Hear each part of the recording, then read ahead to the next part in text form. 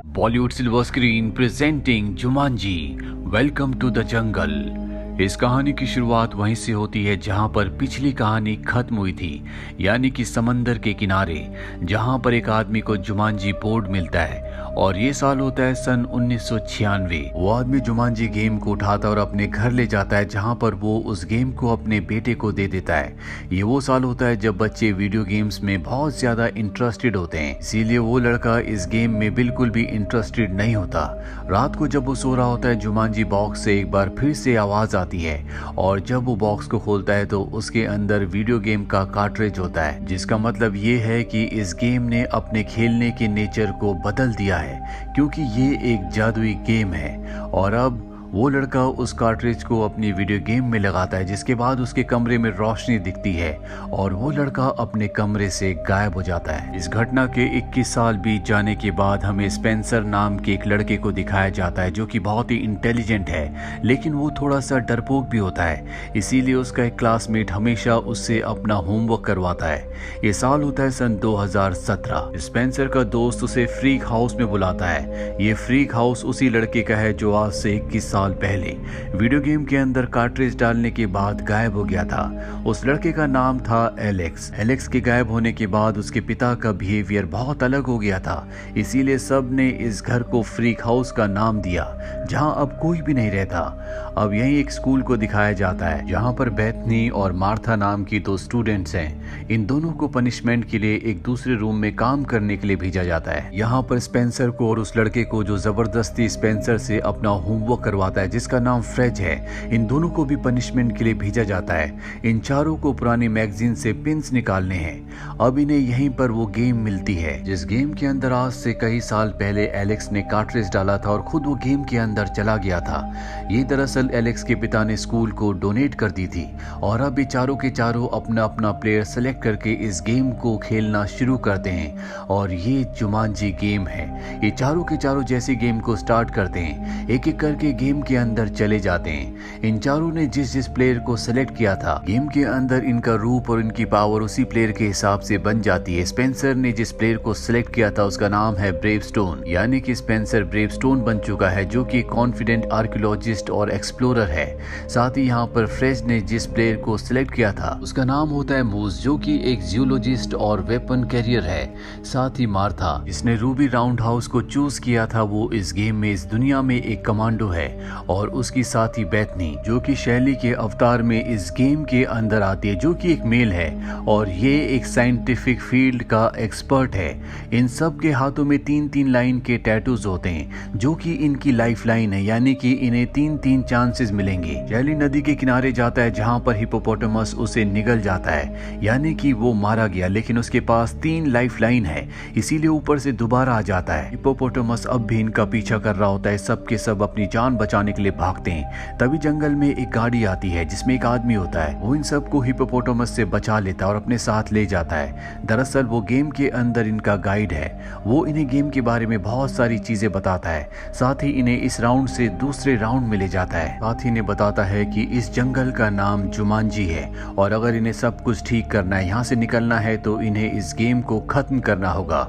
यहाँ पर एक आर्कियोलॉजिस्ट है जिनका नाम वैन है। वैन कई साल पहले अपने पार्टनर, जिसका नाम ब्रेवस्टोन है, उसके साथ यहाँ पर एक खास किस्म का हीरा ढूंढने के लिए आया था, जो इन्हें एक जैगुआर की बहुत बड़ी पत्थर की मूर्ति की आंख के रूप में मिला। ये जैगुआर की मूर्ति इस जंगल की इस पूरी जगह की रक्षा करती है, लेकिन वैन ने उसकी आंख को, उस हीरे को निकाल दिया, जिसके बाद ये जंगल श्रापित हो गया और इस जंगल में जितने भी क्रीचर्स हैं वो सब के सब उसके अधीन हो गए, यानी कि वो उन सब को कंट्रोल करता है। गाइड इन चारों को बताता है कि एक दिन जब वैन सो रहा था तो मुझे मौका मिल गया, मैंने हीरे को चुरा लिया और अब वो हीरा मेरे पास है। इसके बाद वो हीरा इनको दे देता और कहता है कि तुम्हें इस हीरे को जैगुआर की आंख में लगाना होगा, तभी ये गेम खत्म होगी।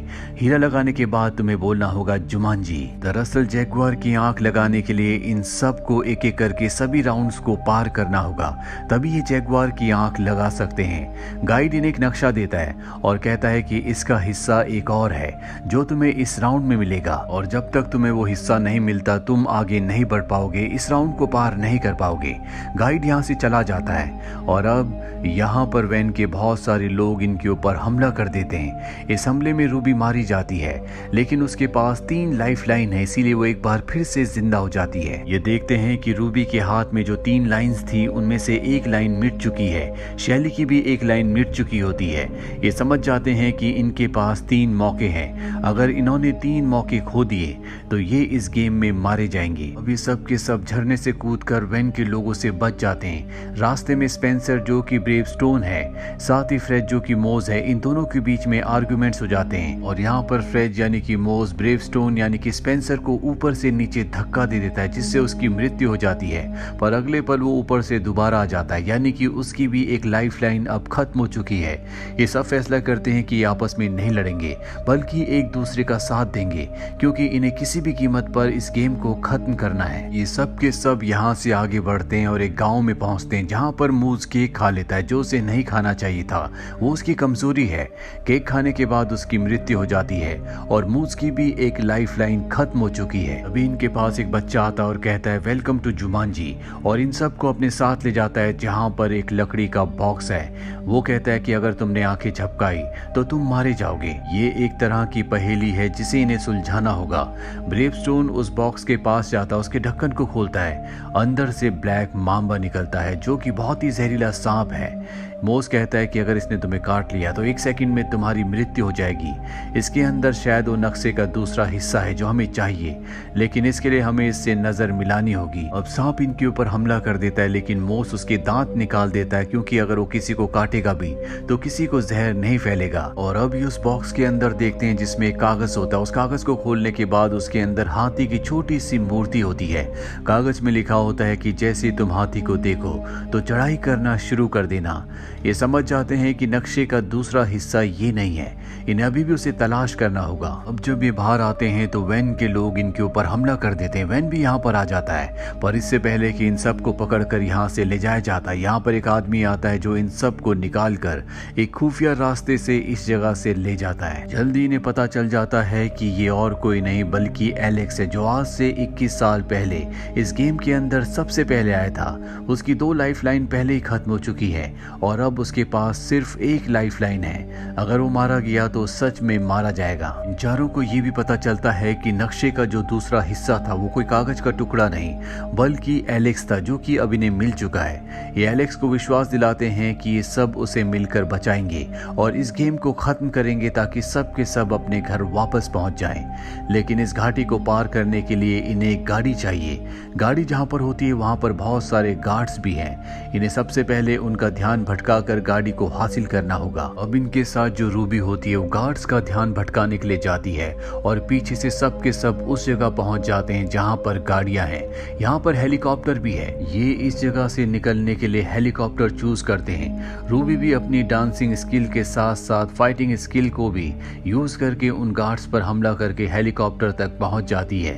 पर जब सब के सब हेलीकॉप्टर से यहाँ से निकल रहे होते हैं तो वैन के कुछ और गार्ड्स आ जाते हैं जो इनके हेलीकॉप्टर के ऊपर हमला करते हैं, जिससे इनका हेलीकॉप्टर क्रैश होकर एक घाटी एक खाई में गिर जाता है। वहां पर बहुत सारे गेंडे होते हैं जो इनके हेलीकॉप्टर का पीछा करते हैं, जो जल्दी इनके हेलीकॉप्टर तक पहुंच जाएंगे।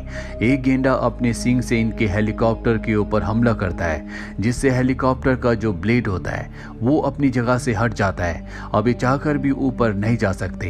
ब्रेवस्टोन को जब ये पता चलता है तो वो ऊपर जाकर उस ब्लेड को फिक्स करता है, जिसके बाद इनका हेलीकॉप्टर ऊपर की तरफ उड़ना शुरू हो जाता है। मौस से यहाँ पर एक गलती हो जाती है। उसके बैग में जो हीरा है जो कि जैगुआर की आंख है वो वहीं घाटी में गिर जाता है, यानी कि इन्हें वापस जाकर उस हीरे को हासिल करना होगा। ये घाटी के ऊपर हेलीकॉप्टर को उस जगह लेकर आते हैं जहाँ पर हीरा होता है, लेकिन नीचे अब भी खतरनाक जानवर है, इसीलिए कोई नीचे नहीं जाना चाहता। ब्रेवस्टोन मोस को ऊपर से नीचे धक्का दे देता है, जिसके बाद जानवर उसका पीछा करना शुरू कर देते हैं। मोस अपनी जान बचाने के लिए भागता है और ब्रेवस्टोन को मौका मिल जाता है। वो नीचे जाकर हीरा उठाकर ऊपर ले आता है और मोस को गेंडे मार देते हैं, जिससे उसकी एक और लाइफलाइन खत्म हो जाती है, यानी कि उसके पास अब एक ही लाइफलाइन बची है।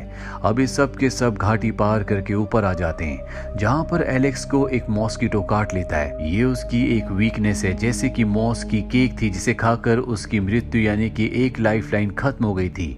इसीलिए अब यहाँ पर एलेक्स भी मर रहा होता है। शैली जिसके पास अब भी 2 लाइफलाइन है वो अपनी एक लाइफलाइन एलेक्स को दे देती है जिससे उसकी जान बच जाती है।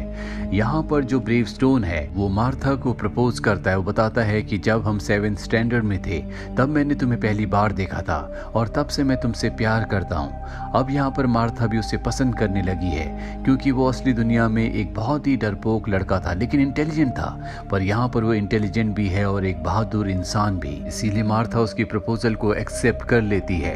अभी सब के सब फाइनल राउंड में पहुंच चुके हैं जहां पर ये जैगुआर की बड़ी मूर्ति को देखते हैं जिस तक इन्हें पहुंचना है, पर उस जैगुआर की मूर्ति की रक्षा असली के जैगुआर कर रहे हैं। ब्रेवस्टोन तय करता है कि वो पेड़ों के ऊपर से जाएगा, पर वो गलती से पेड़ से नीचे गिर जाता है जिसके बाद जैगुआर उसे मार देते हैं। उसकी भी एक लाइफलाइन खत्म हो जाती है, यानी कि अब उसके पास भी एक ही लाइफलाइन है। इसीलिए तय करते हैं कि ये अलग अलग रास्ते से जैगुआर की मूर्ति तक पहुंचेंगे। यहाँ पर मूस और शैली अलग रास्ते से दोनों एक साथ जाते हैं। रूबी यहाँ पर वैन के लोगों से फाइट कर रही होती है क्योंकि वो इन्हें रोकने के लिए यहाँ पर पहुंच गए होते हैं, और ब्रेवस्टोन जो कि सीधे रास्ते से आगे बढ़ रहा होता है। एलेक्स यहाँ पर जैगुआर का ध्यान भटका रहा होता है ताकि वो किसी के ऊपर हमला ना करे। अब यहाँ पर वैन भी आ चुका है जो शैली को पकड़ लेता है, लेकिन मूस को यहाँ पर एक हाथी दिखता है जिसके ऊपर बैठकर वो मूर्ति तक पहुंच जाता है। ब्रेवस्टोन देखता है कि वैन के एक आदमी ने रूबी को पकड़ लिया है। वो उसकी जान बचाता है और वैन के आदमी की बाइक लेकर उस जगह पहुंच जाता है जहां पर मूर्ति है। ब्रेवस्टोन देखता है कि वैन ने शैली को गन पॉइंट पर ले रखा है और वो ब्रेवस्टोन से कहता है कि अगर तुमने मुझे हीरा यानी कि आंख नहीं दी तो मैं शैली को गोली मार दूंगा। ब्रेवस्टोन कहता है कि मेरे पास वो हीरा नहीं है, और तभी यहाँ पर एक बहुत बड़ा हाथी आता है जिसके ऊपर मॉस बैठा होता है। हाथी सभी जैगुआर को कुचलता हुआ मारता हुआ आगे बढ़ रहा होता है और हाथी के ज्यादा हिलने डुलने की वजह से मॉस के हाथ से हीरा छटक कर ऊपर गिर जाता है। साथ ही यहाँ पर वैन की गन भी गिर जाती है।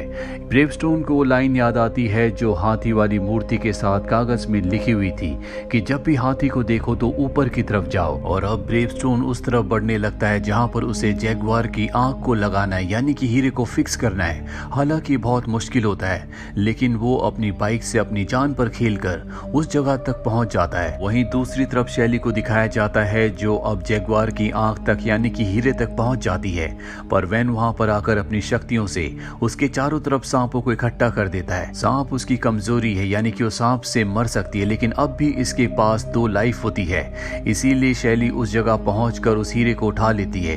सांप की वजह से उसकी मृत्यु हो जाती है, पर मृत्यु के बाद उसे एक और लाइफ मिलती है, जिसके बाद वो उस जगह पहुंच जाती है जहां पर ब्रेवस्टोन है। वो ऊपर से नीचे गिरते हुए ब्रेवस्टोन के हाथ में जैगुआर की आंख दे देती है। जैगुआर उस आंख को जैगुआर की आंख की जगह पर लगा देता है, लेकिन यहाँ पर कुछ भी नहीं बदलता। और तभी सबको याद आता है कि आंख लगाने के बाद इन सबको जुमांजी कहना है। अभी ये गेम खत्म होगी। अभी सब के सब एक साथ मिलकर जुमांजी कहते हैं, और जुमांजी कहते ही यहाँ पर जंगल पहले की तरह हरा भरा हो जाता है। साथ ही वैन भी यहाँ से गायब हो जाता है। अभी यहाँ पर वो गाइड आता है जिसने इन्हें जैगुआर की आंख यानी कि हीरा दिया था। वो इन सब का शुक्रिया अदा करता और कहता है कि तुमने हमारे जंगल को यानी कि जुमांजी को श्राप मुक्त कर दिया। वो पहले की तरह हरा भरा हो गया। वो एक एक करके सबसे हाथ मिलाता है, और जैसे वो हाथ मिलाता है सब के सब वहीं वापस आ जाते हैं जहां से इन्होंने गेम शुरू की थी। लेकिन ये चारों ये देखकर हैरान होते हैं कि एलेक्स इनके साथ यहाँ पर नहीं आया। ये सब के सब यहाँ से निकल जाते हैं, और रास्ते में जब ये एलेक्स के घर के आगे से गुजरते हैं जिसे फ्रीक हाउस कहा जाता था, जो पूरी तरह से अबेंडेंड था, अब वो एक खूबसूरत घर होता है। और तभी एलेक्स अंदर से निकलता वो बताता है कि जुमांजी गेम ने मुझे वापस मेरे वक्त में भेज दिया था, यानी कि 1996 में जब मैंने उस गेम को खेला था और उस गेम की दुनिया में चला गया था। उसके बाद मैंने शादी की, मैंने एक अच्छी जिंदगी जी। आज मेरा एक बेटा और एक बेटी है। मैंने अपनी बेटी का नाम शैली यानी कि बेथनी रखा है, क्योंकि बेथनी ने ही मुझे अपनी पावर अपनी लाइफ देकर जिंदा किया था। ये चारों के चारों जो पहले कभी अच्छे दोस्त नहीं हुआ करते थे, अभी सब के सब अच्छे दोस्त हैं। स्पेंसर जिसका गेम में नाम ब्रेवस्टोन था, उसका मार्था से यानी कि रूबी से अब रिलेशनशिप है। दोनों एक दूसरे से प्यार करते हैं, और अब ये उस गेम को भी तोड़ देते हैं जिस गेम की वजह से ये जुमांजी जंगल में पहुंच गए थे। इस फिल्म के फर्स्ट पार्ट का लिंक हमने नीचे डिस्क्रिप्शन में दिया है, आप उस कहानी को भी जरूर देखें। उम्मीद करते हैं कि ये कहानी आपको पसंद आई होगी।